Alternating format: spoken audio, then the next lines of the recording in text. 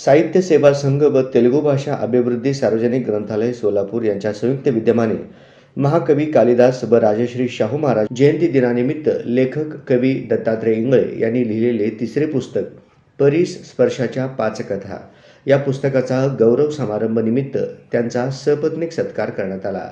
तसेच कवी सुरेश निकंबे लिखित माणुसकीचा निर्मळ झरा या काव्यसंग्रहाचे प्रकाशन करण्यात आले। यावेळी निमंत्रित कवींचे भव्य कवी संमेलन पार पडले। या कवी संमेलनासाठी पालघर, छत्रपती संभाजीनगर, पुणे, धाराशिव यासह सोलापूर येथील 40 कवी कवयित्री यांनी आपल्या कविता सादर केल्या।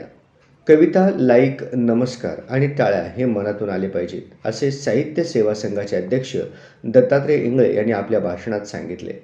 तर त्यांनी आपली लाडका कवी ही कविता सादर केली।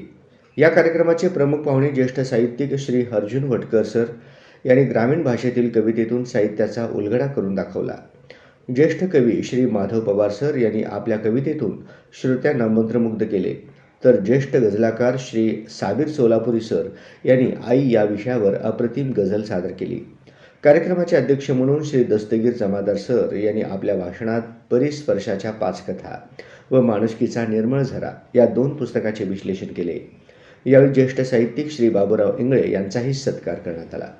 कवी संमेलनात होगण्णा देवनपल्ली, रामप्रभू माने, ॲडव्होकेट फराहीन पटेल उमरगा, छायाताई उंबरजकर, दुर्गा जोशी, राजश्री जाधव, अब्दुल करीम सय्यद, जावेद शेख, जमालुद्दीन शेख, दत्ता वालेकर, अशोक मोहिते, सुभाष चव्हाण, बाळासाहेब मगर, शाहीर रमेश खाडे, भगवान चौगुले, मयुरेश कुलकर्णी, किशोर मोगल, वंदना कुलकर्णी, अशोक शिंदे, शैलेश उकरंडे, संजय भोरे, शुभम गोरे, शुभांगी दैवाळ, नरेंद्र गुंडेली, सुरेश निकंबे, शुभदा मित्रगोत्री अशा अनेक दिग्गज कवींनी आपल्या कविता सादर केल्या।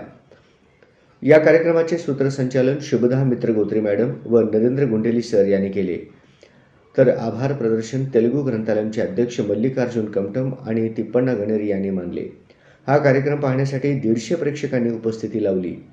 महाराष्ट्राच्या कानाकोपऱ्यातून उत्स्फूर्त कवींची उपस्थिती पाहता आता समाज मोबाईलकडून खऱ्या कलाकृतीकडे वळत असल्याचे दिसून आले। त्याचप्रमाणे तुळशीदास बायकोचे इतके वेळ झालते की बायको वर राहत होती, ते दोरी समजून सापाला पकडून बायकोला भेटायला गेले। बायको हादरून गेली, आजगराला पकडून वरती आलाय म्हणजे म्हणली माझ्या हाडामासाच्या बाईवरती एवढं प्रेम करतोस, ते जर ईश्वरावर केलास तर काय होईल। मग ते तुळशीदास घडलेले आहेत, लक्षात ठेवा। बाईचं एवढं महत्त्व असतं आणि ज्या घरात बाई सुखी असते तिथं स्वर्ग नक्की असतं। बाईला सन्मान दिलाच पाहिजे, लक्षात ठेवा। स्त्री क्षणाची पत्नी असते, अनंतकाळची माता असते, लक्षात ठेवा। त्याप्रमाणे आम्हाला सगळ्यांना बायका चांगला, आम्ही करंदर छंदीपंदी आत्ता आम्ही घरी थांबायला आलो, ते पण आता किडनीचं माझं असं झालं, दोन्ही किडन्या फेल आहेत। हालात मैक देखे करवट बदल रहे है, मैकस संभल रहे है, साकी बदल रहे।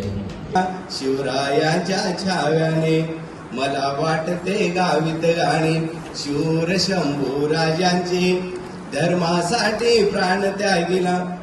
बहीण भाऊ झाले आता करावाई कल्पना नवी, जाहीर करा एकदाच माझा लाडका कवी, जाहीर करा एकदाच माझा लाडका कवी। खरोखर अशी योजना लेखासाठी आणावी, खरोखर अशी योजना लेखासाठी आणावी। ज्यांचा असेल पाठिंबा तेच आमदार व्हावी, ज्यांचा असेल पाठिंबा तेच आमदार व्हावी। अटी काही घालू नका, अटी काही घालू नका, आम्ही रोज लिहितो। अटी काही घालू नका, आम्ही रोज लिहितो। आता ती गोष्ट वेगळी, सगळेच कोण असतो, आता ती गोष्ट वेगळी, सगळेच कोण असतो। कवीला नाही जातपात, कवीला नाही जातपात, कविता एकांती करतो।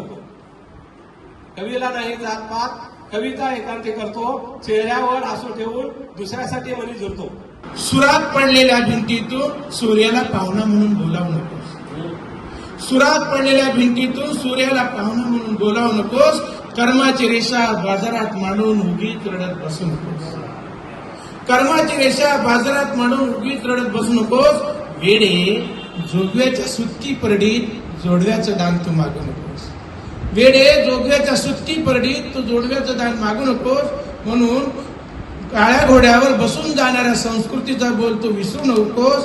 पाठीमागचं गायरान राहू दे, आता पुढचा माळ तरी नांगर, आता पुढचा माळ तरी नांगर.